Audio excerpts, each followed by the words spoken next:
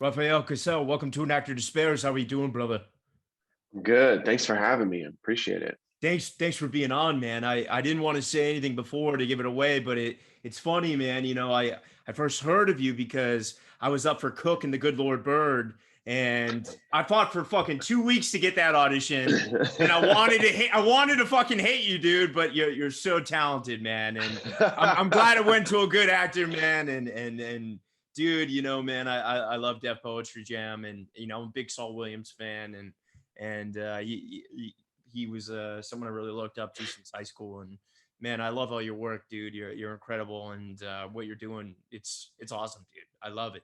Thank you. I would have loved to see your cook. That would have been so interesting. I knew as soon as I sent like 4 tapes in, and then they sent me like 6 other parts to audition for. So I was like, I'm not getting it. That's how it goes. I know. I've been on the other side of that many times, brother. Yeah. So I know how that feels.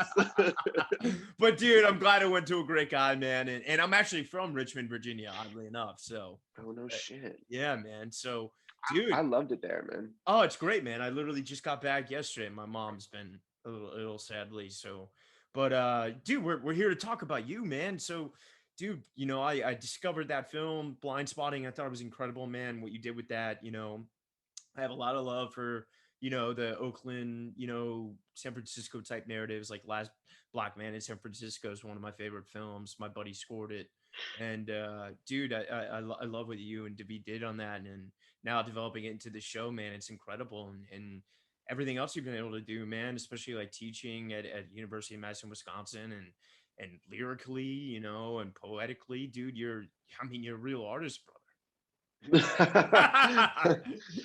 Well, someone thinks so. That's nice. Yeah, dude, in a business where the phantom intersection of art and commerce is never right in the middle. It's more commerce than art. It's great to see an artist succeed, man, and I'm so proud of you, dude. I mean, I know we're just meeting, but it gives me so much hope for myself and for all the others that are listening. I know, man, it's justice prevailing, dude. Congratulations, dude. Thanks, man. I definitely feel like I'm always kind of at the beginning of a new chapter of a thing, and so the congratulations always feels a little early. Yeah. But then someone starts to list off all the things that have happened, and I go, oh yeah, it's been at this for 20 years of this.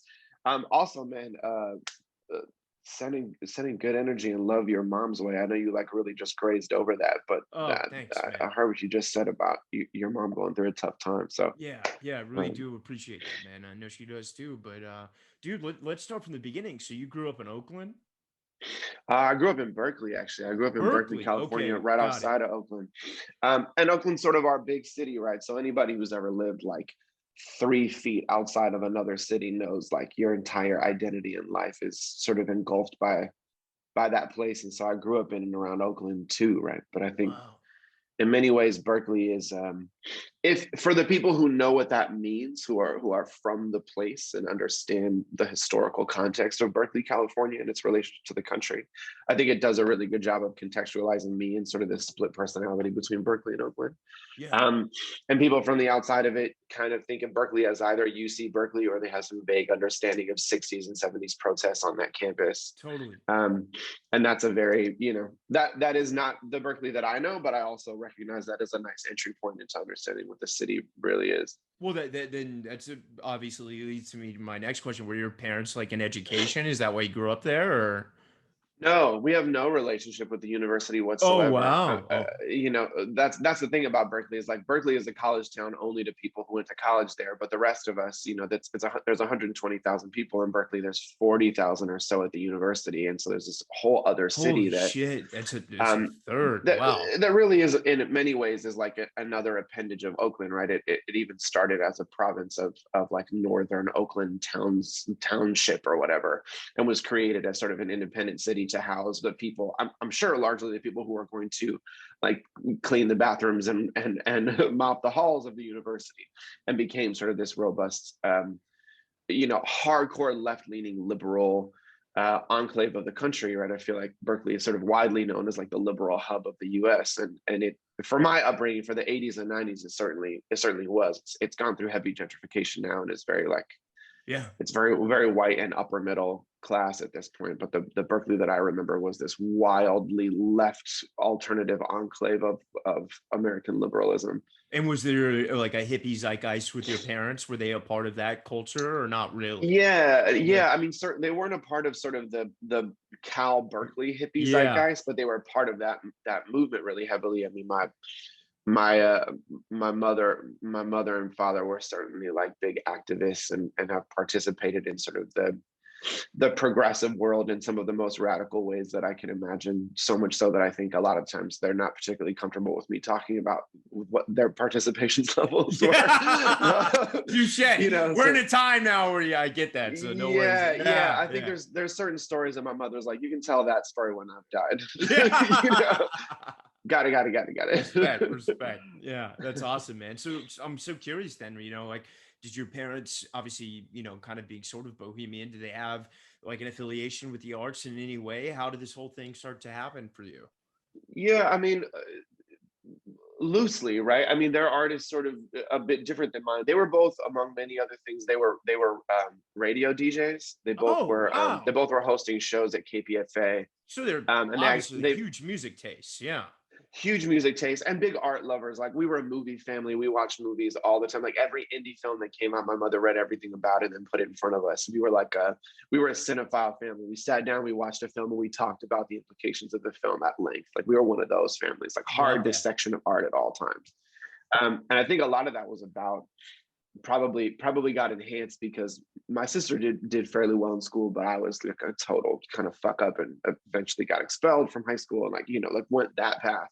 So I think art got ramped up as I was sort of disconnecting from traditional education. I think they were looking for a way for me to engage in some way. And so I think music, and for my pops bringing out, you know, a lot of his old radio equipment and encouraging that, and me getting into music at like 13, 14, 15 and poetry and stuff. I think they just like pressed the gas on that shit because everything else was going kind of to shit. Totally, man. And you and I aren't far in age, so I know, like, you know, we had record stores to go to and got that experience of like talking to people at Blockbuster. So tell me, when did the gravitation towards like pursuing something in it, when did that start to ignite? You know, like. Yeah, I mean, I think there was two things sort of happening at once in high school, right? Like, I was on my way out. I think like the fighting and the troublemaking and the, like, you know, me and my crew of guys were approaching that age where we were just going to start kind of fucking up and not going to school and you know, getting into, you know, drugs and violence were becoming sort of really prominent.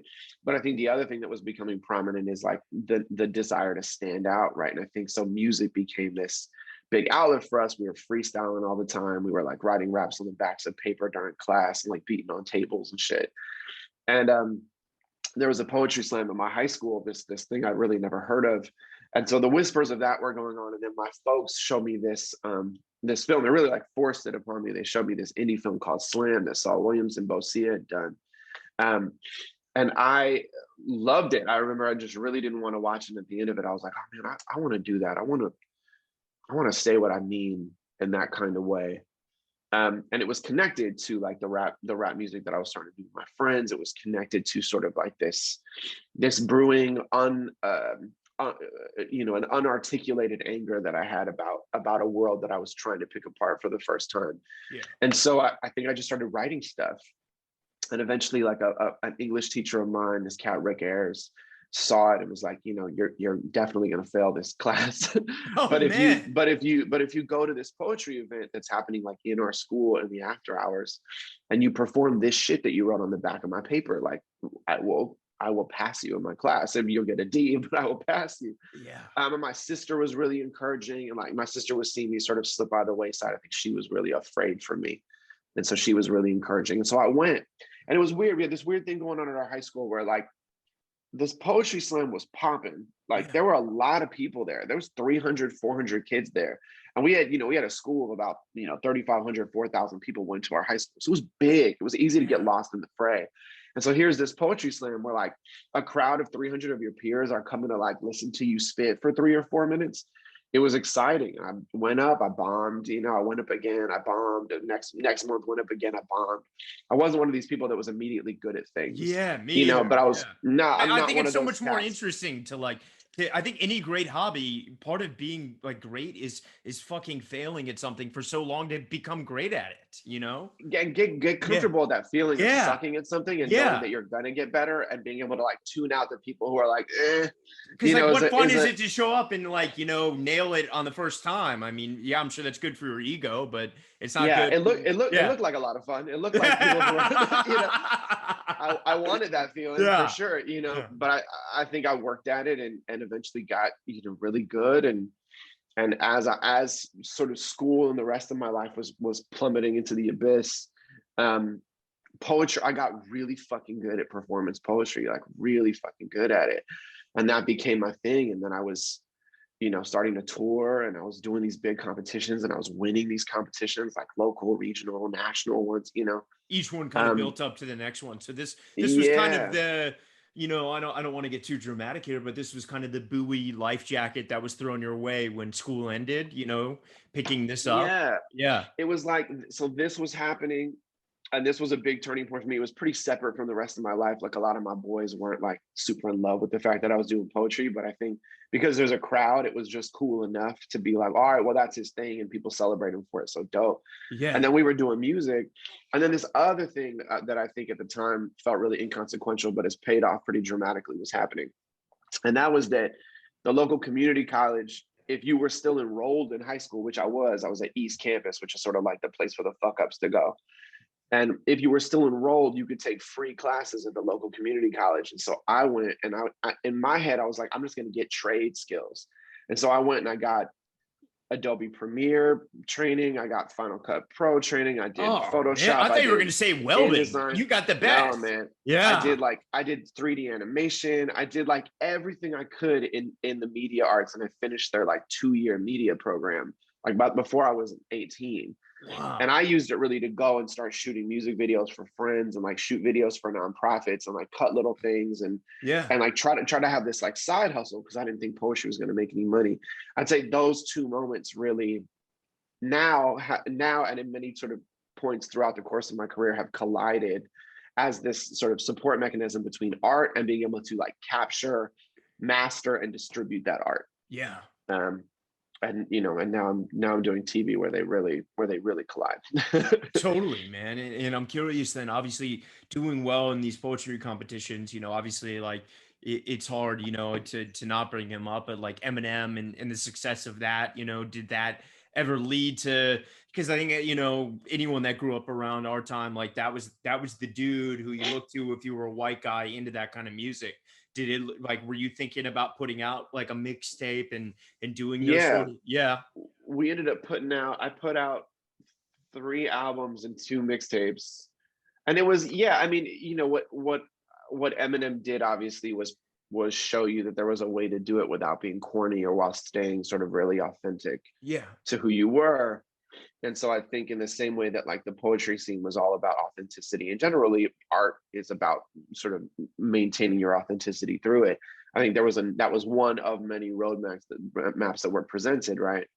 And so music was happening constantly. We were always kind of like opening up recording studios, and I'd taken those classes to learn Pro Tools and Logic. And at the time it was this program, Digital Performer, that everyone was using. And the new Macs were just starting to come out, like it was accessible, so I was like selling like, MDMA pills and weed and shit to buy my equipment and, and navigate my life. Dude. And slowly me and a bunch of my boys from Berkeley and Oakland, were all, squatted up in these little apartments we were getting at 18 and 19 and starting to record music. And in Oakland now, or are you still in Berkeley?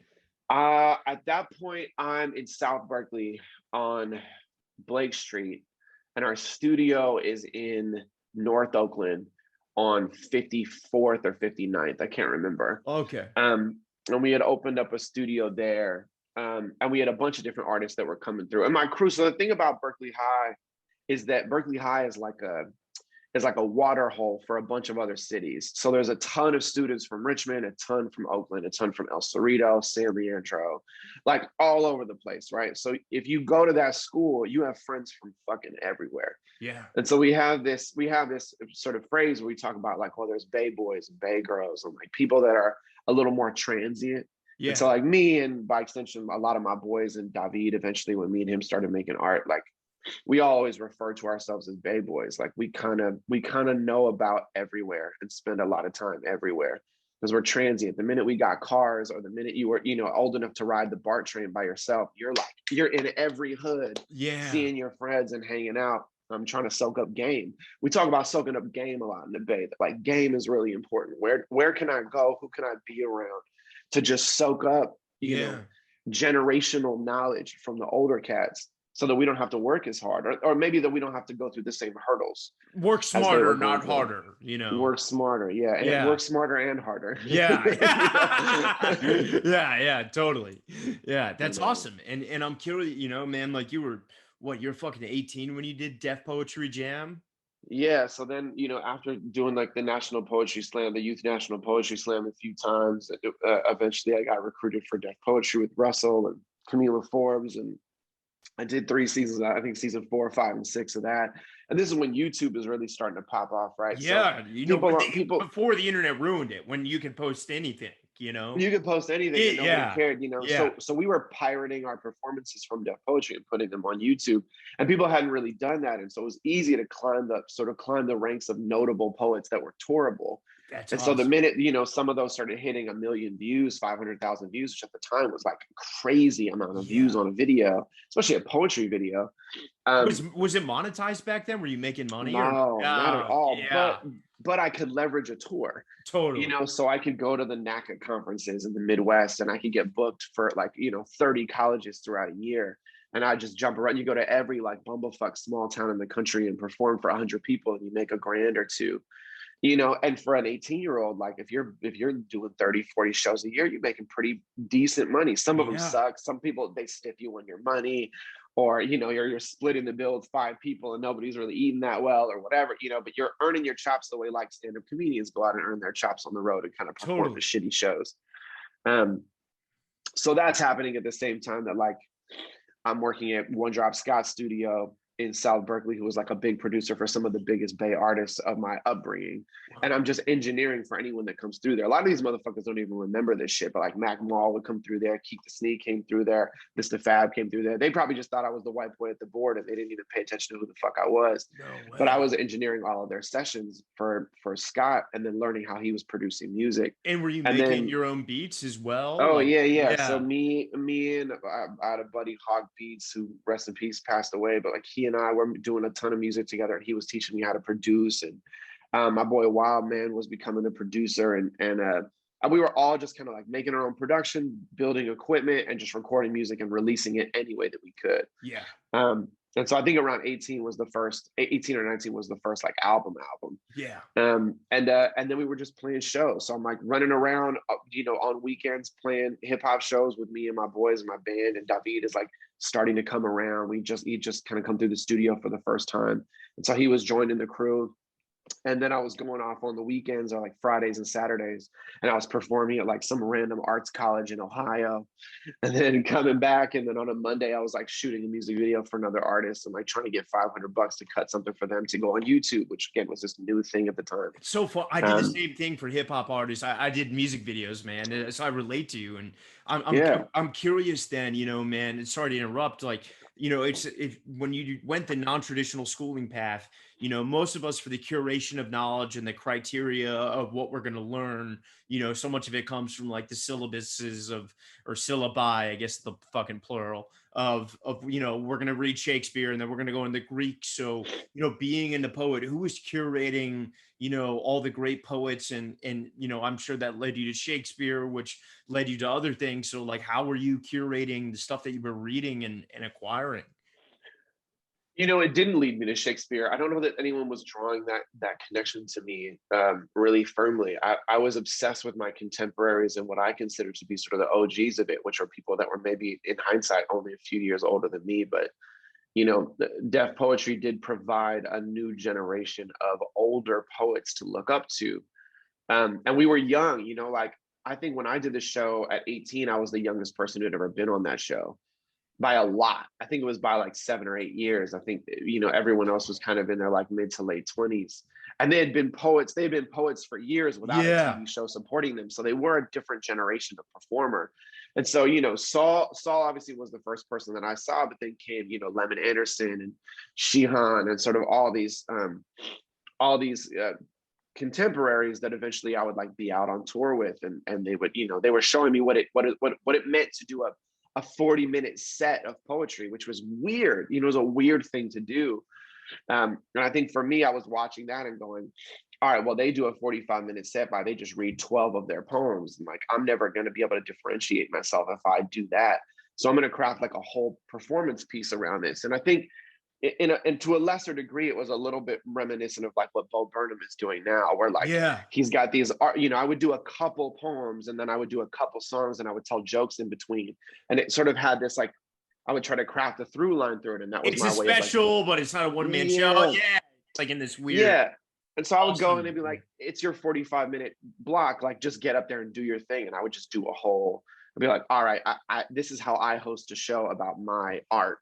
And I think it helped me sort of figure out what some of the through lines were between these seemingly disparate things that I was doing. Whereas like I was writing funny things like skits on YouTube that me and my buddies were starting to do.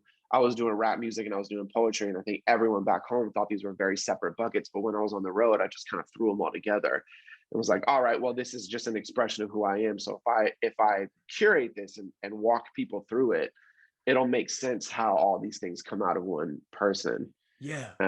And it was fun. It was a period of self-discovery and also of understanding that art can be pretty fucking hybrid if you want it to be. Totally. That's so beautiful. And the performativity of all that, I mean, did that lead you to acting? You know what I mean? Like you're doing all this performance and all this energy is being allocated to, exuding certain kind of behaviors and words and inflections and tonal, patterns. Like how did this happen? It was certainly in hindsight, right? Like I don't know that I was like, the only person I knew who was acting was David. Was in play. He was in plays. He was consciously like in theater. He like went to school for theater. He was in plays, and and I and a few other people were writing plays together because a lot of poets were going into long form, and a lot of those plays required that you performed in them yourself. That it was tradition to perform your own work. And so my entry point into acting was really rehearsing, performing my own work, which now in hindsight, I go, those are just monologues. These are just scenes. You are channeling an emotion that you are not currently actually feeling. You're finding your way back into it. It's all the same tempos of acting. But I don't think I understood them to be gateway art forms into acting. And really, to a certain degree, so is rap music. I mean, a rap show, if done well, has sort of all these ebbs and flow of a really great theater piece if you do it well. And so I think it was really intuitive for me to sort of step over and start doing that. But it was really self-serving at the time. It was just like, oh, I wrote this funny sketch for YouTube. I think we should do it. It necessitates that I act in it. I think you and I would be really good scene partners. Let's just do it. Fuck it, And then slowly taking acting classes to sharpen the blade a bit, But a lot of it was getting in front of an audience on the road in these 100, 200, person shows I was doing by myself. And I would just try shit. I'd be like, I'm going to lean really heavy into this. I'm going to try really dry versions of comedy. I'm going to try, And it really allowed me to have this experimentation period, which really I can only comp to the way some of my stand-up friends talk about their early days of comedy, where they're sitting there with a notepad next to the stool and they're going, "I didn't fucking work," and then do the next thing and the next thing. And I sort of had a similar experience, but I did it with my own writing and theater, which I think felt more akin to maybe what Mike Birbiglia does or what Spalding Gray was doing or what Carlin was doing in some of his early bits, not to compare myself to people that are significantly better than I understand exactly but just in terms of like the proximity to a similar muscle, when I watch those things, I go, oh, I see that they're wrestling with the same things that I was wrestling with early on. I love it, man. And your work is incredible. I mean, it's truly going back and, watching, I think I think you were 18.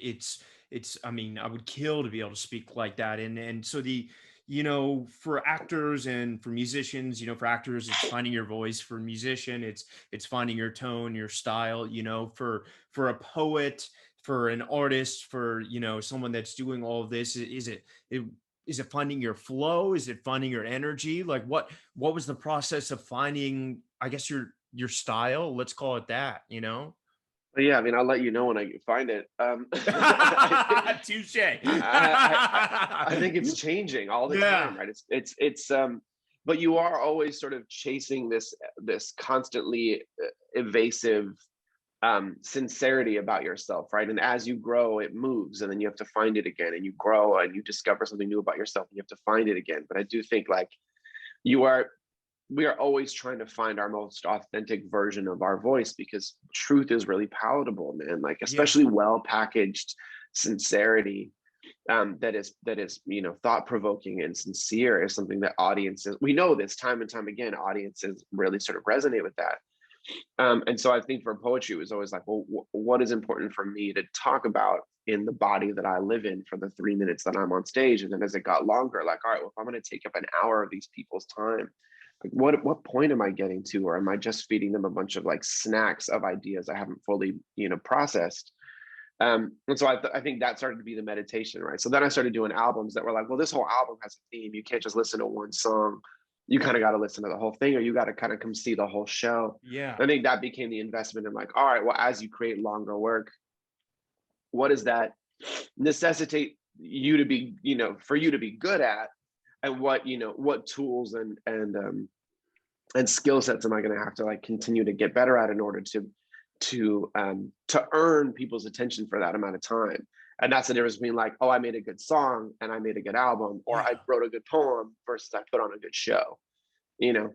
I love that. And I'm curious then, you know, when you said you started doing these classes, you know, earlier doing a callback, we talked about like sucking at something to become better and better at it.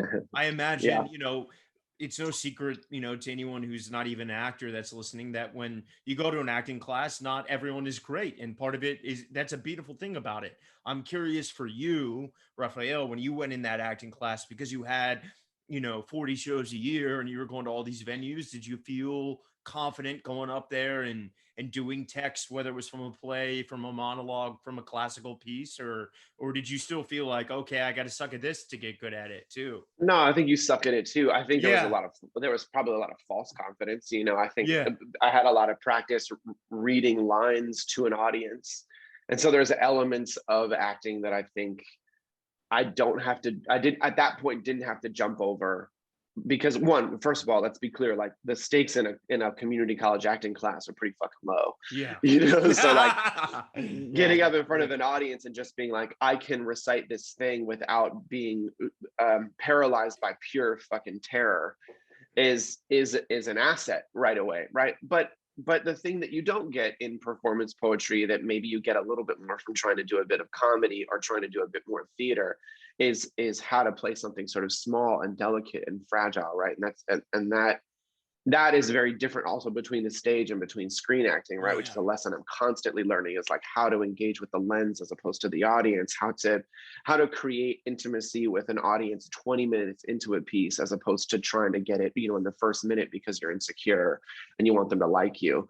You know, I think the navigating of an audience's emotional reaction to the way in which they perceive you is a massive undertaking. And while you can have like some natural skill at it, it takes everyone has to do the work. Yeah. You know, you have to do the work. And I say that being still in the process of doing that work. You know, like there isn't sort of and then I did acting classes for 2 years and then I was an actor. Right. Like every time I do an audition or I do a role, I go, hey, I have to earn being an actor today. Yeah. Because it's a muscle that will also slip away from you so quick if you Totally. forget the tempos of what it means, right? Like it's not, it isn't muscle memory for me in the same way. Like there is a ritual for me to like remind myself, you're not a musician at this moment, you are not a producer at this moment, you are not, you are just here as a vessel for somebody else's text, and all your job is to make this feel real. That's really beautifully put. Yeah. I love how you I said think those, thank you. I think those acting classes are really just that, right? It was like it was a training ground to figure out what does it mean to remain sort of present and sincere when there's a lot of indicators that this isn't real. Yeah, You know? totally. And I feel like, just like the natural instinct sometimes as men when we're growing up is to like clown on your homies when they're doing a thing, So your boy David is doing theater and then you start doing it. Was there ever like, kind of like, yo, that's my thing, or was it like, yo, let's do something together, and a real positive? There was really that. It was a lot of like, oh shit, you want to do that? Let's do that together, And That's it was a awesome. lot of Yeah. me. It was a lot of me. Like I would write things, or David, and I would write something, and I'd be like, oh, maybe I'll be in it. And I think David is another multi-hyphenate artist, and would be like, no, you should just do it. Like you can totally. I think because he's also an educator, like it's really easy for him to see when somebody has the potential to be able to achieve something with some encouragement, And so I think he and I have he and I's dynamic is like wildly encouraging. Yeah. Like it is the base of it really is like, damn, I literally believe you can do anything if you try at it and you take it seriously. And I know what it looks like when David gets obsessed, and he knows what it looks like when I get obsessed. And we both know if that happens, eventually we will get good. And so I think when more and more acting opportunities were coming up for me, I think it was just like, at least from him, it was like a constant, like, yeah, acting's not that fucking hard. Let's do it. We'll do this scene together. And I think that, that kind of encouragement early on when you're trying anything is gonna get you there a lot faster than a circle of people that are. And there's those people too, don't get me wrong. Like when I was doing poetry and I switched over to music, everybody was like, stick to poetry. When eventually I was on music and nobody remembered that I did poetry anymore, and then I started switching to acting, everyone was like, well, what about your music career? Like there's always a crowd of people that want to keep you where you are. And I do think like you have to sort of assemble an inner circle of people that don't give you the sort of parameters if you want to expand. Yeah. There's that phrase, jack of all trades, but a master of none. Yeah, 100%. That phrase is longer than that. I did that not expression know that expression actually goes, jack of all trades is a master of none, but oftentimes better than a master of one. Wow. Is the actual expression. And I find that fascinating that we don't know that. That's clipping. I'm clipping that. But I think it's wild that like a society of people shortened it because it was better for most people. Yeah. But I really am like hard in the camp of like, get good at a bunch of stuff, because really most of the people I know who are celebrated for the work they do aren't masters at that shit. Yeah. They're not. We don't celebrate masters. We celebrate like 17-year-old child prodigies who are just getting good at stuff. Like we celebrate people for where they are in their trajectory. Yeah. And I think it's fascinating to watch people get good at shit. Yeah. I think that's just as entertaining as watching a master. And so like, I was always like, I'm trying to be all the shit I'm interested in. I'm trying to be good at all that shit. Yeah, that's what keeps me going as an artist, and I'm curious.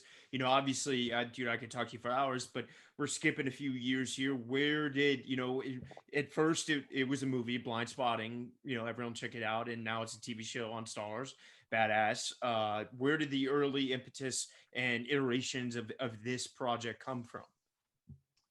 It's happening like not too far after that time. It's probably happening right around the time I'm like 21 or 22, which means David he's 4 years older than me. So he's probably like 25, 26.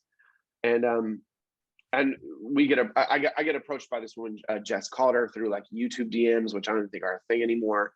And she had seen a bunch of my poetry videos on YouTube and was like, have you ever thought about writing a screenplay? And I was like, well, we have dreamed about it, but not practically thought about it, because who the fuck makes movies but people in LA? And we didn't know any. But she was really, really pushy in like me actually thinking about how poetry would work in a film. And so I spent like a year or two just talking to Jess and her producing partner, Keith Calder.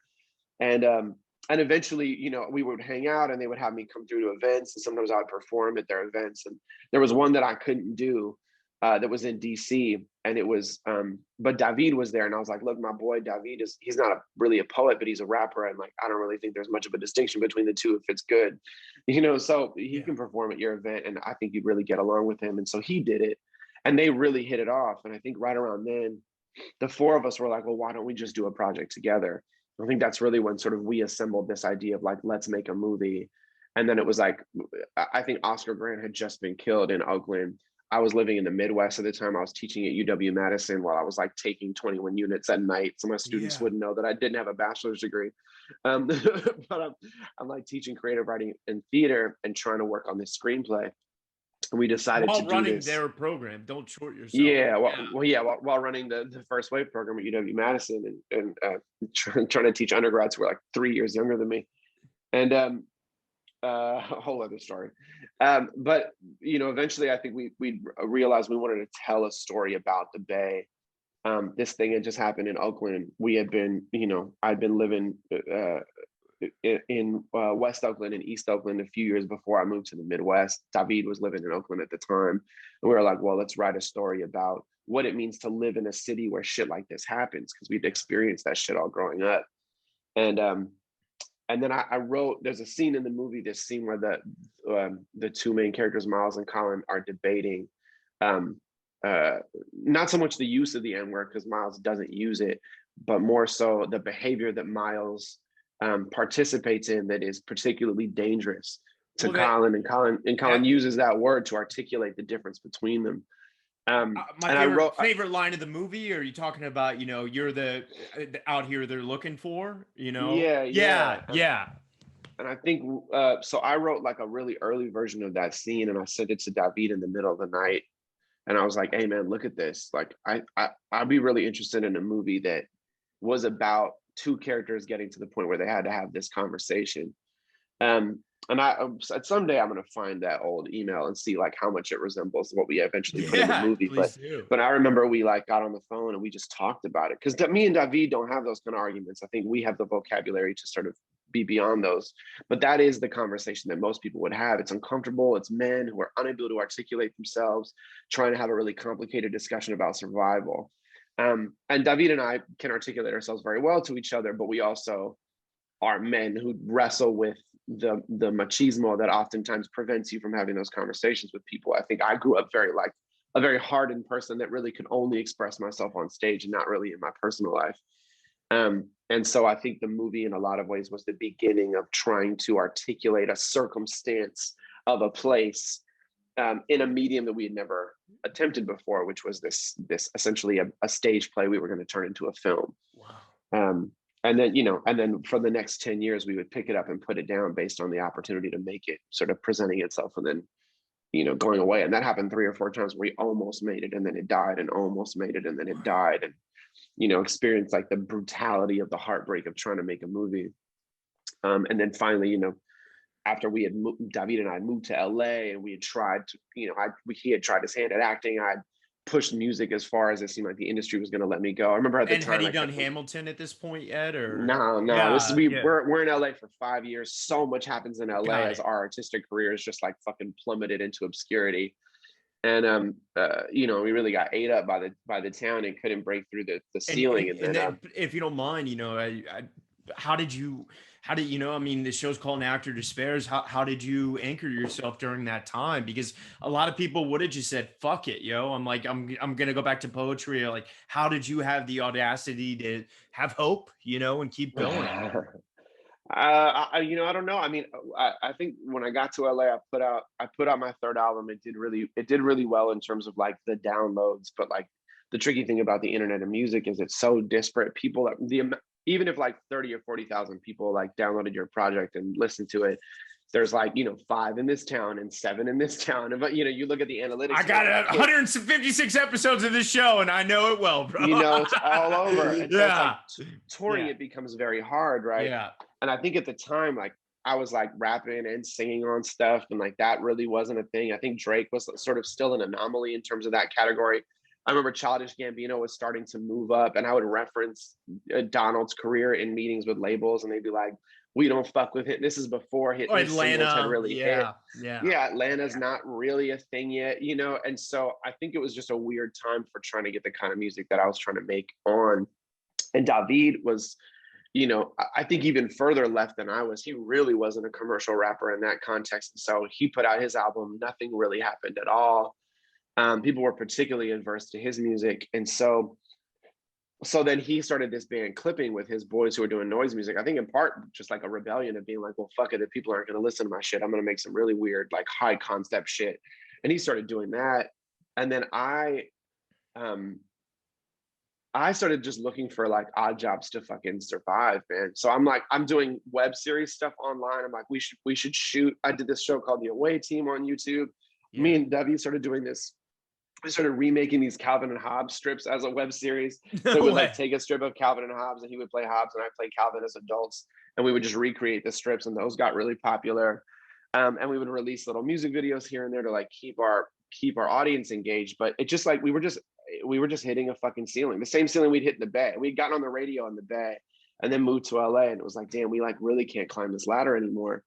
And so I ended up working for this website Upworthy, which was like blowing up at the same time that BuzzFeed was, which was making like really interesting, like positive YouTube content go viral. So I got really good at making things go viral.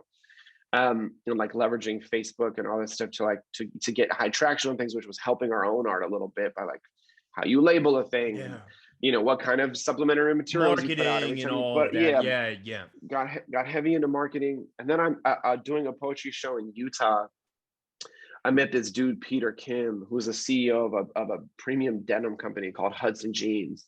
And he asked me to start following him around and helping him to write his book. He wanted to write this business book. And I was like, I just need a fucking writing job. Like, I don't give a shit. And so I signed this NDA and started following him all over the world. We went like all over Europe, Central America. Like we just kind of like, I was just following this dude's career. We became really, really good friends.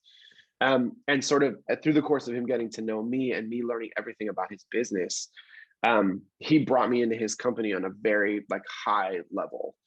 And so my life went from like struggling artist to like fairly well-paid marketing executive for like 2 years of this company. And I totally like just went the other way. I was like, I'm gonna just try to make some money. Yeah. Cause like this struggle has gotten so real, man. Like I've been at this shit since I was 14, and it's always just been so painful. Yeah. I want to just feel what it feels like to not be so fucking broke that I can't see straight. Like I remember right before that, I was like cutting out Carl's Jr. coupons with my girlfriend in like deep East LA. It was just like, fuck this. Like, it sucks. Yeah. Fuck this. And someone offered me like real bread to like learn the business world. He's like, $100 million company CEO.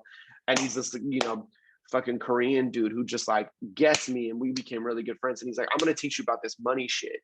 And I was like, oh, bet, And so for 2 years, I was running around with him, with his company, and totally just like lost myself in it, man. Like at some point I'll write something about that period, but like going from an artist into like the fashion world, like the women's high-end fashion world, as a writer was like, at first you're like, oh, I'm just here studying for something I'm going to write later. And then eventually you're just that dude. Yeah. You're just, and David was watching me go through that while he's like in clipping mode. He's like stopped auditioning. He's like delivering tacos for like some early version of Uber Eats type shit. Oh, man. And like, we're both in such obscurity from all of our goals. We're just struggling artists.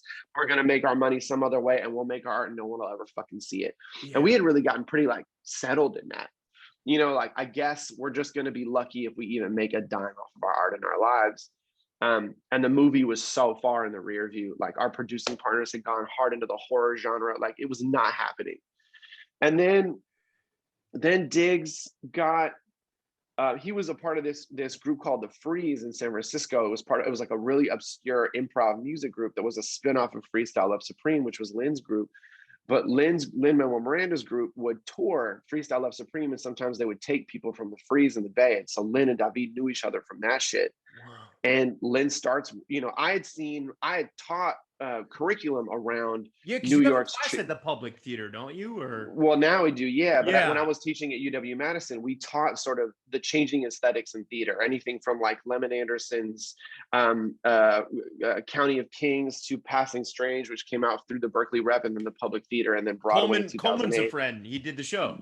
Yeah. Coleman had done a number of his solo shows, which he came to UW-Madison when I was teaching there. He did his show for us there before he did it, in New York. And at that time, Lin had done In the Heights. So I've been tracking the progression of Lin's career. And so when Lin called Diggs to be like, hey, I'm working on this thing, of course, we were all like, hey man, you should really go be a part of those workshops, because that shit might be dope. It might be big. Like, he did do a Broadway show. And so Diggs starts going to these workshops. in New York for Hamilton, which of course, like, we thought was a fucking stupid idea, but it probably do well, you know. It's always how it goes. Oh yeah, sure. You know, like historic Black president. It wasn't, you know, it wasn't like it wasn't an intuitively good idea, and the raps are kind of, you know, like, all love to Lin in the way that he makes his music, but like, to rappers, it is kind of corny, you know. So we're like, I don't know, you know, but then again, like, Broadway likes that shit, so maybe it's going to do well. And so Dig starts doing these workshops, and eventually the show starts really taking off, you know. And at that point, I'm really at my wit's end with this other career, this weird vacation career I've been in. I'm like, yo, man, no, I'm definitely an artist. Like, I'm not supposed to be doing this shit. Like, all I do at night is come home and write. And I was doing this web series at the time called The Rafatics, where I'd wake up at 6 a.m., read all the news, and would try to do these like 5-minute comedy bits on Instagram and YouTube to write, like, set up punchline, like a la The Daily Show or The Colbert Report. Because I really just wanted to see if I could be a writer on one of those shows. I was like, maybe I'll go and I'll try to be a writer. And work. Yeah. I'm like, there's a writing job I think I could actually get. Like, I'm fucking funny and I know about punchlines, you know, and they do musical numbers there too. I'll be you know, those are variety shows. I'll be a huge asset. So I'm doing this thing, and it's getting a lot of traction. Every once in a while, one of them is going viral, 500,000 views, 300,000 views in a day. Right. And he's, you know, and he's popping off in New York. And I'm like, dude, I'm going to go to New York. I'm going to try to get on one of these talk shows, like in the writer's room of one of these shows. And that's how I'll get my career off the ground as a writer and out the hole. And I'll be there and to support you while you're doing Hamilton. And Diggs is like, I wasn't going to ask you to move, but that'd be really tight if you did, you know, because he moved. A lot of people don't get that, but David didn't want to move to LA. I've hella forced his hand. You know? So we had sort of like, he moved somewhere under the pressure of me. So I was like, I'll move to New York. Like, you don't got no friends there and you're getting real famous and shit. Like, somebody got to be there to be like in your fucking corner.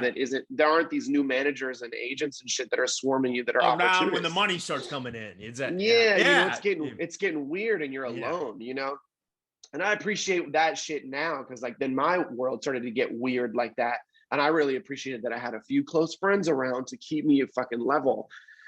So I moved to New York. I applied for a program at the Public Theater as a writer. I didn't get into that shit. So I started building the Bars Lab separately as this incubator for artists who wanted to work in verse, because a lot of people were getting excited about Hamilton. And we knew that the intersection of verse and theater is centuries old. It didn't start with what Lin was doing. And so I really wanted to create a lab that would contextualize the intersection of verse and theater and connect it to the sort of the history of practitioners that predate this moment of mainstream appeal, right? Like, it's important that you know Lin-Manuel Miranda's work, but it's also important to know that like he also stands on the shoulders of like the Hip Hop Theater Festival and Camila Forbes and Mark Mamuti Joseph and Danny Hawke and like Reggie, you know, all these sort of amazing artists that were Lemon Anderson and all these people were practitioners of that work. And so we created this lab. Bogosian. I mean, it's endless. It's endless, right? Passing Strange was a big sort of influence for a lot of that stuff. And so I think like created this lab outside of the public. Oscar Eustace, who runs the public, saw the lab because I would do these big filmings of the finer performances. That's like the filmmaker in me is like, let's shoot it and put it on YouTube. And film them. And then Oscar Eustace at the public saw it and was like, this needs to be a public program. And I just didn't mention that I had not gotten into their program a few months earlier. And suddenly, like, you know, I wasn't applying for a program that they had, but I was now the artistic director of a program that was now had applicants that were coming from their other programs. And, you know, now we're in our 6th year of running a program at the Public Theater, which is wild. You know, I feel like a lot of my career has been these like side door things like that, where I'm like, well, cool. If I'm not the traditional applicant or I'm not the traditional model, I'll just get in this other way. And then David got off of Hamilton and there was a moment there where we had like a month or two free. And I think Moonlight had just sort of beat out La La Land during the Oscars. And there was that big debacle about La La Land being announced and then Moonlight winning. And I drunkenly sent a text to the producers who had once wanted to do Blindspotting with us and had developed it with us and said, you know, we wrote a Moonlight for us, like our version of that. I wish we could have made it. I think I was just like sort of angry that we had let that slip by and forgot all about it. And like 3 days later, they called and were like, hey, if we funded it right now, would you and David make it? And I called David and was like, hey, they want to do it. Would you do it? He's like, I mean, I'm busy as fuck now. Like, we had so many years to do that. Like that. I would love to do it, but like when, and he was like, I only have this month in June and we haven't looked at the script in 3 years and I can only shoot it that June and I can't take a break before that. So he was like, if you want to do a page 1 rewrite of that motherfucker and just call me on the phone and we'll figure it out in the few hours I have a day that are free so that we can shoot it in a month and a half, then I guess, yes, we can do it. But that sounds crazy, Rafa. Do you really want to do that? And I was like, yeah. Yeah, why not? I absolutely do. Yeah. Which I recognize is my role in the group, is to be like, yeah, we can fucking do that. A little blind optimism. Yeah. And so I sat down with Jess and Keith came to New York 2 days later. We're like, how are we going to do this? Do you want to direct it? Like, can you, do you think the script is ready to go? Should we do rewrites? How do you want to do this? And like, as I'm sitting there, I'm just going, I can't rewrite this and produce it with them and act in it and get the Bay ready for us to do, also navigate the Bay Area in the pre-production phase and direct this shit. There's just no way I'm going to fucking drop the ball. And I wasn't far enough along in my career to know that, like, when you're tapped, you're tapped. Yeah. So I had coffee planned right after that meeting with Carlos, who ended up directing the film. And because I had brought him on, he had directed a few of David's music videos, his clipping videos. And so I brought him on to be the shooting director for the stuff I was doing at the Public. And so I was meeting with him to talk about the next season of the shit at the Public. And I was like, you know what? I know a cat who will like listen to me and direct it the way that I want the movie to look, but will do the job, so I can focus on other stuff. And so the three of us just went over and like crashed my coffee with Carlos. And I was like, hey man, I'm about to go to LA tomorrow to start working on this movie. Do you want to come and direct this shit? And he was just kind of like, without reading anything, was just kind of like, all right, And then he read it that night and was like, yeah, totally. Like, it's not there yet, but I see what you guys are going to do. And I'm like, yeah, it's 3 years old. Let me fucking change it, And then the next day we were on a plane to LA and started the rewrites and starting to get all the production together. So we could take advantage of this 22-day window in David's schedule to shoot the movie. And dude, just want to be like, how are you on time? Are you okay? I'm fine, man. Okay, You're cool. Good. All right, cool. So you do this, man, and then you have this window, and so you're obviously, you have to get the script done no matter what. So how long do you have from getting in LA to June? I think we got there middle of March or something like that. We got there middle of March. You had 2 months. Yeah, probably about 2 months. And then we were going to get to the Bay like middle of May for the pre-production on site. And then we probably had like 3 weeks of pre-production in LA, 3 or 4 weeks before we were starting. And like, really this is all on the strength of Jess and Keith having been incredible film producers, because me and David sure as fuck didn't know what we were doing. Yeah. And like the biggest production I'd ever run was maybe like a budget of $150,000 when I was doing marketing stuff for like a video piece for that company and a spread in Vogue or some shit. Yeah. So I understood logistics, but I didn't know what it took to make a movie for real, And so I'm in their office every day doing drafts. I do like, couple scenes a day and send them upstairs to them, and they would give me notes and send them back down. And then, I would do a rewrite. I'd call David, be like, all right, look, here's what I did last night. Justin Key said this, I rewrote this, read these pages real quick. You need to read them and go, oh man, add something like this. And what about this? And make those changes. And then I hand them to Carlos. And then him and our DP, Robbie, would go off and they'd start storyboarding how they were going to shoot it. And we did it like scene by scene like that.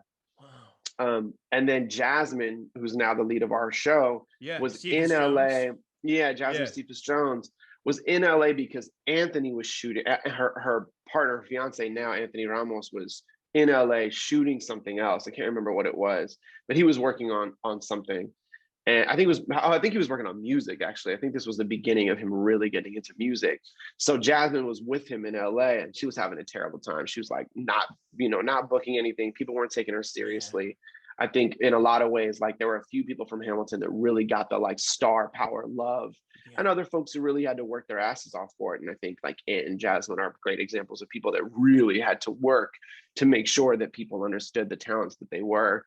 But that was a really unsuccessful trip for Jasmine. But we were going to do a quick read down of the script, a read through of the script at the office. And Jasmine was like going to leave in a day. And I was like, hey, why don't you come through here and just read all the parts for the women in the script? So, because I know you'll do a great job. And she came and she read. I think that was the first time we were like, oh shit, maybe Jasmine is in this movie. And we held a bunch of auditions and we considered a lot of really other amazing actors, but ultimately it was like, I think me and Jasmine were becoming really fast friends at that point. And it was like, we have a really great dynamic. Why don't we just, like, I'm not a super well-trained actor. You know, like I've had some training, but this is not me. You know, some people are like, oh, you get 10 guest roles and then maybe one day you get a lead. This was like right into the fucking lead, you know? So I was like, I want scene partners that are experienced. So I wanted to be pinched between David, my best friend, who I know I have a great dynamic with, and somebody who's also a close friend who, like, we can sort of guide each other through this. And so we cast Jasmine and she came back and did the film. And how was that shooting that, man? I mean, 2 months pre-production and you jump in, and are you running with your head cut off, or are you having to we're doing 38 locations in 22 days. Oh my God. You know, we're running all over the city. Like, nobody believes we're really making a movie because people don't make movies in the Bay. So nobody knows what the fuck we're talking about. We're like, oh yeah, we're shooting a movie on this corner. Come through and be extras. Like, no one's showing up because they don't know. They think we're lying. Yeah. You know, or they think we're like overstating what we're doing. Yeah. You know, and all kinds of shit happened, man. I got like a concussion. I was in the hospital. We had to come back and do reshoots in August. And, you know, there were so many moments of, you know, will this ever even get finished? Like, how does this even work? And just looking at our producing partners, Jess and Keith, and being like, is this normal? And they'd be like, kinda, you know, you know? Yeah. And then we got in it, you know, as a miracle, we got the movie finished getting shot. At that point, sort of Carlos really handed the movie back to us and was like, do what you must, you know? And so then I went into the edit with Jess, mostly Jess Calder, with sort of digs and Keith being a little satellite. They'd come in sort of once a week and give notes, but me and Jess were in that room every day, working on this, getting this movie right. And then we submitted it to Sundance and had to sort of hold our breath for 2 months to see if we'd get in there. And then it got in there, and then we got the opening night, and then we got the huge and got a bidding war started. So that must have felt great. Yeah, I don't know. I mean, it's you know, when you read about it, it sounds like it's so like obvious. People were just like now they'll write reviews of the show and they'll be like, you know, critically lauded, successful indie feature Blindspotting. And I was like, at Sundance, it was very divided. It was like there was a group of people that loved it. And there was a group of people that were like, what the fuck was that? You know, like it really was a device. Like it was a movie that really was, you know, splitting the audience down the middle. And it would be like, good review, bad review, good review, bad review. You know, and the good reviews were like, fuck, this is the most interesting thing we've seen in years. And the bad reviews were like, what the fuck were they trying to do? It did not work at all. You know, and luckily when it got out into but that's how you know you make great art, because, like, you know what I mean, if it's anything but that, then, you know, you're playing it safe.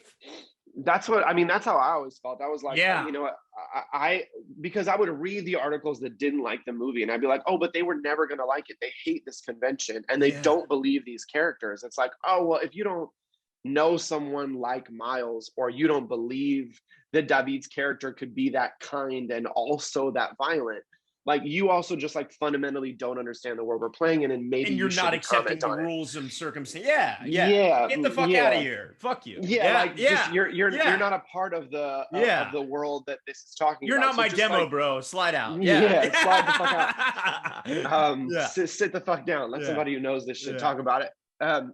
So I mean, and then the movie was out, and it, you know, it did fine. You know, it's an indie darling. Were you happy with it yourself for all the time that got? A movie came out. I still can't believe that that's a movie came out and that people saw it. You know, be proud of that, brother. I'm proud of you, man. Fucking that's it. Dude, for me it was like, dude. I mean, like, think about it. We're having this fucking conversation on a podcast. Your movie got into Sundance that you fucking sat on and went and did some other crazy job and then came back to, and you made it happen, bro. That's the fucking coup, man.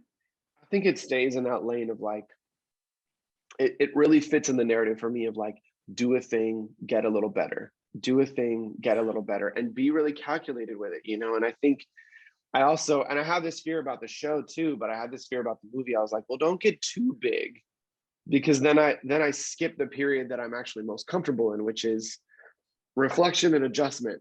Yeah. And I've always really wanted like a slow and steady career. I I watched my best friend go from a fucking nobody to the world to the like a full spread in Vogue and like, you know, on hella TV shows and like couldn't get on the subway in New York. Yeah. And like it was both exciting and also fucking terrifying. Yeah. Terrifying, man. Like the way in which the perception of him became something that wasn't his own to control and continues to, you know. And luckily, like I think he has a different level of autonomy now the further we get away from Hamilton. But I remember the insanity of New York at that period. And it was not all like, oh my God, my boy's famous, we can get into any club we want. It was like, this is not in our control anymore. And this is a little weird. It's weird, man. And I can't imagine, you know, I've now met people who are famous like that all over the world. Yeah. You know, that they can't go anywhere because it's like that. And now there is a navigating of what does it mean to be somewhat in the public eye, and obviously he and I in very different degrees, but now like a lot of my friends are have made their careers to a place where they're now in the public eye and are responsible sort of to an international audience that knows them from things. I think suddenly now we're having a very different conversation with our art because it's not this prompt of like, oh, let's make a thing and no one's going to see it, so it doesn't matter. But now it's like, no, we're going to make a thing and I'll bet a bunch of people are going to see this. You know, certainly more people than we ever have before. Like when we put the TV show out, it was like, more people are going to see the pilot of this show than have seen the movie. Wow. In all the years that it's been out. Like STARZ has like 30 million subscribers. Like 30 million people have not seen the movie. You know, it's going to get blasted out in a different way with, you know, the marketing budget of our show has got to be like 10 times the budget of our movie. Like one episode of our show is almost double the budget of the movie. Like it's a different scale. And with every scale, you have to go, what are we doing? What is our intention? How are we maintaining our sincerity? It's the same muscle. I'm like, I'm going to get on stage and I'm going to do a poem. And I have to remember the muscles of why I'm here and how I maintain sort of a level of sincerity and accountability to the audience, whether it's 100 people or 15 million people. And that's a crazy negotiation of a muscle to try to adapt to a different level of accountability and visibility. And all I have to go on is like the 6 years I was running around as a poet and a musician where no one gave a fuck. And I was accountable to the 100 to 500 people that were at a show. Yeah. You know? And I'm curious, you know, because I don't want to gloss over the other amazing work that you've done. When, you know, all this gets done with Sundance, it gets distribution, it comes out. Was there a period of like, okay, I just did my own work. I want to take a period and be the guy that's just the actor and not having to worry about all these other creative elements, you know what I mean? And do the good Lord Bird and do that, you know, and was that something while maybe developing this into something else, or, you know, how did that kind of happen? I mean, we were working on other scripts already. I think the Blindspotting show really didn't come up into, like, we weren't immediately thinking about that. It was like, all right, well, let's go work. Let's start to write another movie, or maybe I'm gonna, you know, I want to do this kind of a TV show. And we went and kind of sold a couple things, but you know, the big thing coming off of the movie was that we had all lost money. You know, it's an indie movie. It's not like we got paid out. You know, like we didn't make anything. And so for me, I'm like, well, I have a little bit of buzz and I need a living, you know, and the easiest thing to leverage was like my new agents, because I didn't have agents when I did the movie. So now I have like a team at WME who are like, we can get you acting jobs. And I was like, if that's going to be the thing that works fastest, let's do that. I need money. Let's try that. Like I need rent. Like I don't have rent. Like motherfuckers are giving me the like, oh my God, you made a movie. Like you've made it. And I'm like, I'm so much more poor than I was when I had that marketing job. Yeah. Like, I would love to make it, you know, just some semblance of an income. And so, you know, that what started to come up was, you know, these different roles, and I started auditioning in a way that I'd never really done before. I wasn't like auditioning all the time. It'd been a little bit of that in New York because I had an agent there. I got an agent through the Public Theater, who's Ken, who you were talking about earlier. Yeah. So you were at Innovative before. Got it. Yeah, so I was at Innovative. Yeah. And Ken was like, you should be an actor. Like, I'm going to send you in all these auditions. And I was like, I'm amazed that you see that in me. Cool, let's do it. And that was all before the movie. So we got back to that grind. But I'm a writer, man. Like I can't audition for shit that have shitty scripts and the stories are stupid and they're offensive or they don't make sense or they're, contributing to a particular version of Hollywood that I'm kind of over and don't want to see. Like if I saw a thing and the whole cast was like just super white and the script had nothing to say, I was just like, I don't really want to do this. Like, it's just I'm cool. Like, you know, I don't want to fight for this. And obviously your first couple roles, you don't really get paid very well. No, you know, them first couple roles are like, you're just lucky to fucking be there. And they let you know that by you're doing it for the food and the credit, basically. You know what I mean? Yeah. So for me, then I was like, well, if we're not going to get paid really well, then let's just audition for the stuff that like is meaningful and will be a really good look, and be an exciting project to be a part of. So at least I can point to and say, like, look what kind of people I'm in the company with. So let's look for projects that have actors in them that I really admire. And then came along Bad Education with Hugh Jackman, Corey Finley, you know, and Allison Janney, and I was like, look, these are actors that I really, really respect. Yeah. And it was a particularly intimate role with Hugh. And it stretched the limits of what I'd ever done. And I was like, this is a role I'd really like. Like, this feels so different from Miles. Like, now this seems like a really exciting follow-up. And now all those critics can go fuck themselves. all those critics can go fuck themselves. Yeah. They loved Kyle. You know, suddenly they were like, oh, he is an actor. Like, fuck you. I'm amazing in our movie. You know? I killed that shit. You know, and you know, so went off and did Bad Education, and that was amazing. Working with Corey, working with Hugh, working with that whole creative team was brilliant. And like, you know, again, like just outside of my comfort zone, a stretch as an actor to like figure out how to embody that character and do it within the stakes of that movie, which is a much bigger budget movie than I'd ever been a part of. And to do it with a scene partner that's like Wolverine, you know. Speaking of celebrity, you know what I mean? Yeah. Speaking of Hugh Jackman, one of the most famous actors in the world. And then I went and did this Nickelodeon series, Are You Afraid of the Dark? Just because I watched that show growing up, and my buddy was the showrunner, and he was like, I wrote this villain role for you. You would get to wear sequin pants and essentially be like Willy Wonka and Jack Skellington all in one. And I was like, those were the right things to say to me. I'm there. Did that. And that was another like stretch yourself, do something kind of weird and crazy and see what happens. And that was so fun and so rewarding. And then Good Lord Bird came along. David had been casting it for a while, so I knew about the project for a while. And that came about really because Ethan had seen David in a play in New York and become sort of a big fan of his, and we had all been at Sundance together. Ethan had written and directed a movie that was at Sundance the same year we were, and so he knew about Blindspotting and had seen it. And I guess they were on the makeup truck in like episode 1 or 2 that David was there, because David was already out there shooting. And Ethan had been looking for someone to play Cook, and I guess he'd been trying to get some of his actor friends to play that role, and realizing they were all kind of too old. And he was talking to David, and he was like, look, I need somebody who is like a wild card. You can be a wild card character, but it's still really charming. You know, and I just, it's hard to tell from tapes. It's hard to tell, you know, it's like, do we know anyone? And David goes, well, have you seen Blindspotting? And he goes, yeah. He goes, well, you know, Rafa is that. Like that's his bag.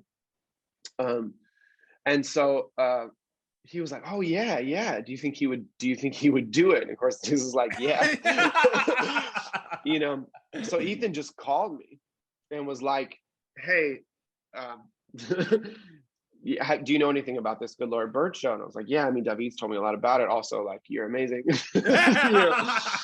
And he's like, I'm gonna send you these scripts, you know, read the part and tell me if you're interested, and then we'll see if this is something that would work. And I read it, was like, I mean, you read it, like, it's a crazy role. Oh man, you know. And I did feel like, oh man, like I know how to be this dude in a scene. Like I know how to give that one liner, you know, and like make the funny moment happen within a scene that's really serious. Yeah, like the Harper's Ferry Dick Church. Yeah, you know, like that. Yeah. Like I can do that. And so when we got back on the phone, it was this like, you know, all right, well, how would you do it? And didn't know, because they talked through it, and eventually he was just like, yeah, man. And Ethan is really big on like hiring friends and friends of friends. Like he's really about that. He's about energy and community. And he was like, David loves you. I loved you in that movie. I think you're going to be a big asset to the communal experience of the show. Yeah. I think we should do this. And I was like, I mean, if you believe it, like, I will give you fucking every ounce of me to do this role. And so then the agents got into their thing, and like, there are some people are trying to get me to be on tape. Other people are strong arming and being like, no, Ethan wants him. They're doing all that. And then I think it was like a couple of days later, and they were like, get on a plane. And went out there and joined this cast of these people. And suddenly I'm in all this like, period specific like cowboy gear, and I'm demanding that my coat be cool because Cook needs to have a cool coat, and then my hat needs to be better than everyone else's. And I remember this great moment. I got there on the first day for me, and I had this scene I had to shoot. It's this scene on a train. It's the second scene that Cook is actually in, but it's the first one that I shot. And I'd never done the character for anybody. And the line, there's like a jump that I have to do on this train car. And I did it, and then we ran around to the monitor, and I'm standing at the monitor watching myself going like, oh my God, like, I hope this is like a convincing dude. I remember Ethan just walked up and he was like, I like him. I was like, what more do you need? Cool. Good. Touché. Good for me. Yeah.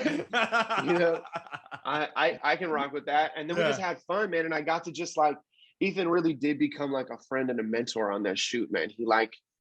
We would talk about the craft a lot, and he really showed me what does it mean to be a leading man in a show, and also like support your cast in a really beautiful way. And he let me play in the ways that I wanted to. And I also just got knocked on my ass a lot on that show. Like emotionally, career-wise, like I had to figure out how to navigate directors that I didn't really fuck with or like their notes. I had to learn like that.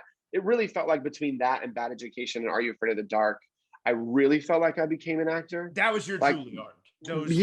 Blindspotting was a cheat. Like I wrote it, like I feel like I delivered as an actor on it, but I also knew the material so much better than an actor ever would. Yeah. Whereas this, I actually had to learn it in real time and make decisions on it. And I got to work with Hugh and Ethan and other amazing actors on that show too, mind you. Like Orlando Jones came in and was a guest, and there's a bunch of guest actors. Maya Hawke came on, Good Lord Bird, and like Maya and I became really great friends. Like she's an amazing fucking actor, like such an amazing actor. Yeah. And so being around those people was like, oh, all right, what I do in those moments on sets now is I go into student mode hard. Yeah. I'm like, look, I want to be really good at this, and I've got to learn what that means. And so I've gotten to be around really amazing performers and have really great mentorship all throughout my career. And I think a big thing that, and David and I say this all the time, we sort of say like all of our ships run on enthusiasm, and our mantra is energy up, expectations down. And it's always like, I'm gonna give all my enthusiasm to the thing, but I'm also just not going to expect that I'm going to have some big moment from it, and rather like going to put all of my desire for this to be fulfilling on whether or not I did the work in the moment to deliver, and so Cook was like a growing character throughout. And it was really fun to, every time we got into an episode, like really decide, like Ethan would do this thing, man, he'd walk into a scene and like, dude, the man has presence. Like when he's on set, it's a different ball game, but he's so generous also. Like I would do a thing and he'd kind of walk over and be like, oh, it was fucking funny. Do that shit again.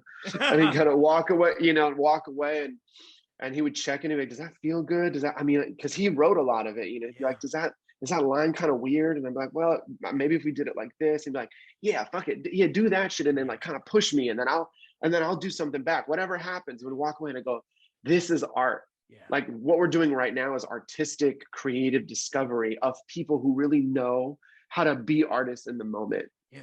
And watching someone who's that far along in his career, like Ethan is a master artist, as is Hugh Jackman, as David is truly becoming in the moment. And like, as you are, dude, don't discount yourself, man. I think that is a category that should be assigned to you by someone younger who is getting out. I'm something 31. out of How you. old are you? But you know what I'm saying. But I think it is what you're getting from it. In the same way that like Maya is a young actor on set, but I am learning so much from her in every scene that we have together and every conversation we're having off set. And I think what I have discovered as what I love about being an actor, which is something that I'm still getting comfortable saying, is that it is in many ways about, it is one of the jobs, one of the few jobs in art that is really a job of service. Like you are servicing an artistic piece that needs to come to life, and need to figure out what does it mean to lift it from the page and all these other elements that are conspiring for you to have one honest moment on camera. Yeah. And your job is to like take it the rest of the way. And Ethan would talk about that a lot, of just like that. And what Hugh would talk about a lot is generosity, man. Yeah. Hugh is a fucking master actor. That dude shows up on set. He has memorized everyone's parts, not just his.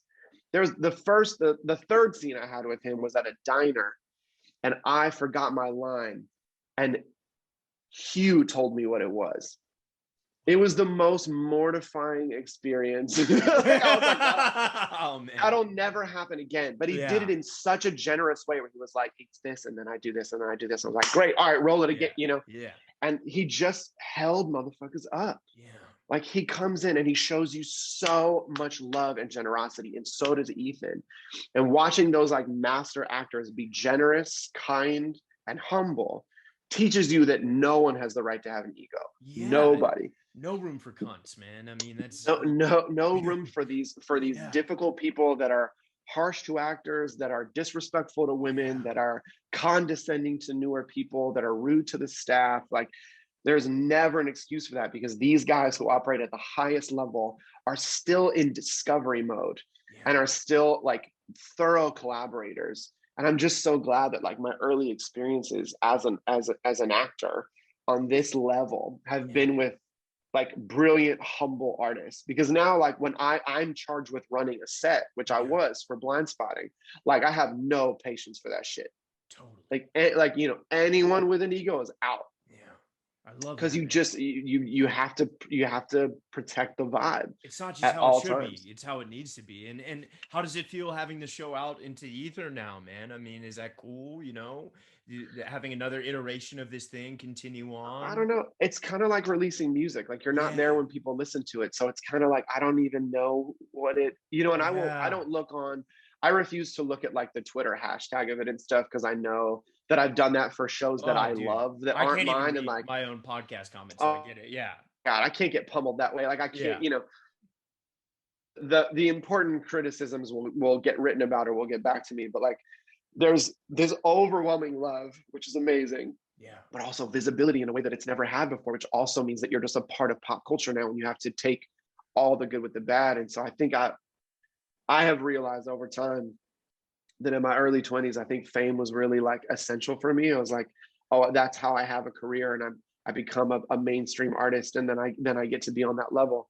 And man, it's a total opposite in my 30s, man. I'm like, I if there's a way for me to do this without ever being famous, that would be clutch. Like fame is this like weird contractual obligation to the thing. Yeah. And I'm excited mostly for everyone else. Like Helen is brilliant, Jasmine is brilliant, Candace is brilliant, Jalen is brilliant. Benjamin Earl Turner is one of the most phenomenal artists I've ever seen. And those people being in the public eye, many of which for the first time, and Helen in a very different way, that is wildly exciting to me. And then every once in a while, I'm reminded that I am also in this show. That's awesome, you know? Brother. Man, I'm so fucking proud of you, man. And you're on such amazing strides, and the best is yet to come, dude. And dude, you know, man, I really, you are a master, man. I really look up to you, and dude, if you know, whatever you do next, I would love to fucking audition for you, man. I love. Oh man, I would love that, man. And I am one of them cats that will fully remember that shit. Oh, dude, hey, I'm not above reading for a part. I'll fucking oh yeah, man. I'll do it first, baby. Yeah. I love, you know, it's been a really exciting process to like be in the chair where you're watching people audition, having also been on the side of auditioning, and you see, I'll tell you, man, you learn so much about what a good and bad audition is when you're casting the thing. Yeah. And like all these things that I would worry about when I was auditioning, of like, is my background right? Did I stumble on a line? Did all these things that I think there's some like ambiguous board of approval on the other side that cares, bro. Like for casting our shit, I don't give a fuck if you only get 50% of that shit right. Just just show me some choice. Give me energy. Yeah. Just make a fucking choice. Yeah. That is interesting, that you believe in. Yeah. And like, because that first round is just to get people back. Like, if any advice for auditioners now is just like, for that first tape, that cold tape, just make not, and it doesn't have to be an extreme choice, but just a choice that you believe in, because all you want to do is get into that second round, because that second round is personal, man. Now you're talking to the showrunners and the writers and stuff, and you can like, now they're also judging, like, are you going to be cool to work with? Because I got to bring you into my world, you know. And that second round is a sweet spot, man. So like, for me now, if I audition for stuff, I do one scene hella fucking well, and I don't like, if they send 4, I'm like, I'm gonna do 1 or 2. I'm gonna body these shits, but I'm gonna do 1 or 2, and if you like me, I'll come back and I'll do everything you want. Yeah. But for that first round draft pick, like, 20 seconds into my first tape, so don't make me do all 4 of these. Don't make me do all 4 of these. Like, just, you know, because that, and it really is, it's exciting, man. I want, you know, a bunch of my peers and like mentors and shit audition for the show. And it's really humbling to be like, oh, I love seeing people that are not above the shit, that are like, oh no, I'll read, I'll you know, I'll try and see if I'm the right fit. And you know, it is this beautiful experience of collaboration of like, hey, we're trying to make a thing that the equation, you know, equals magic. Like, it's an unquantifiable thing. So when I watch an actor read shit that I've written, man, like, or that another writer in our company has written, it is wildly illuminating. Even if they don't get the part, like, you might read for a thing that we're doing, and whether or not you get the part is sort of like, that's the secondary, like, icing on the cake. But the artistic exchange is, I made a thing for someone to perform, you performed it, and now I get to watch it and decide how I feel about what I gave you to perform. And it is this wildly beautiful artistic exchange that no one talks about. Like, in working on the show, I watched hundreds of people read my writing in their own way, and I learned so much about my own writing from that process. And I like owe all of them, like, the gratitude of that, right? So when I bump into them and stuff, I'm like, you read for my show, and the first layer is always like, they think I'm gonna be like, oh no, I'm gonna make it weird because you didn't get the part. But I'm always like, no, like, fuck all that. Like, thank you for doing that. Thank you for doing that. That took courage, and I learned something from you doing it. You know, and I remember you, and isn't that really important? You know, that I remember the read. Have you've heard that Breaking Bad story about how he got that role? That it was like Aaron or Brian? Bryan Cranston. No, tell me. Brian, I'm gonna butcher it, and you should go and read up about it. But it was like the dude wrote an episode. Vince Vonnegut, is that his name? Vince Gilligan. Gilligan, Richmond guy as well. Richmond guy. Oh shit, there you go. Yeah. He like was a writer on like this. I'm gonna butcher this, but it's just like this. X-Files. He was like a writer on like Law and X-Files. Yeah, that's what it was. He was a writer on X-Files. He wrote an episode that Bryan Cranston was on, and then 20 years later, he writes Breaking Bad for fucking Bryan Cranston. Yeah, like now that you say that, like, I didn't know that. And I do think, like, sometimes you meet an actor that is not right for the thing you're working on, but you go, that person is really fucking good. Yeah. Like, they're really, really good. And then 20 years later, you might be like, you know who we need? You know who's the perfect person for this? Find this person. Yeah. And I do think there is like this ecosystem of collective artistic exchange that, like, through that auditioning process, you're also just like meeting the talent pool and making fans. You know, that's the goal, you know, at the end of the day, man, is just to make fans and friends and whatever on both sides, like us becoming fans of all these people, you know. Well, dude, 2 final questions, and thank you for your time, Rafael. It's been such an honor and a pleasure, man. And when you're good luck cutting this down, dude. No, I'm not cutting a thing if it's cool with you, bro. You know, man, so if you could go back and tell, you know, the young 16, 17-year-old Rafa who was maybe a little disillusioned with traditional schooling and wanted to find a way into this, you know, creative realm, and, you know, things aren't working out in the normal sense, any words of wisdom you would have for those people in similar paths? No, if I had gotten some other advice, it would have went some other way. And I'm somebody asked me the other day, it was my friend Sarah Kay, who's this amazing writer. She goes, do you do you live with any regrets? And I answered, almost exclusively. I think they're all regrets to some degree. But I think that, a collection of regrets that you learn something from are really valuable. And so I wouldn't steer him any other way. Although there's like there's the version of you that's like, oh, I wish I could have had like I wish I didn't learn that lesson by creating this or doing this or whatever. Falling on my face. Yeah.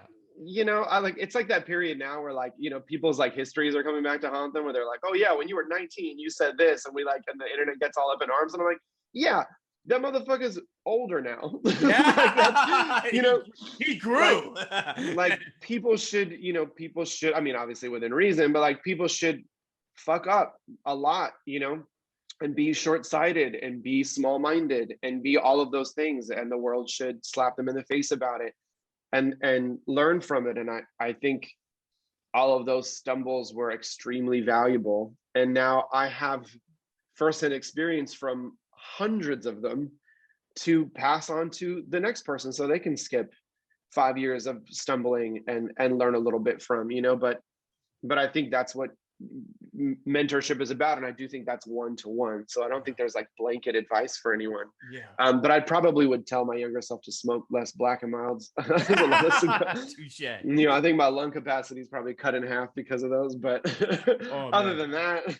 Love that. And final question, obviously we're just emerging out of a really dark time for a lot of people where everyone had to kind of give up, their pursuit of what they love, whether it's, in the arts or not. And everyone is struggling and doing their, own version of cutting out Carl's Jr.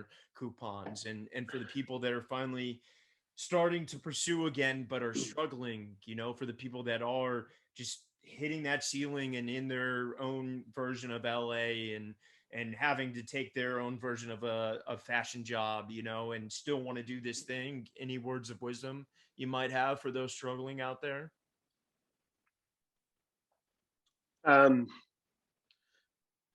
Kill your arbitrary benchmarks.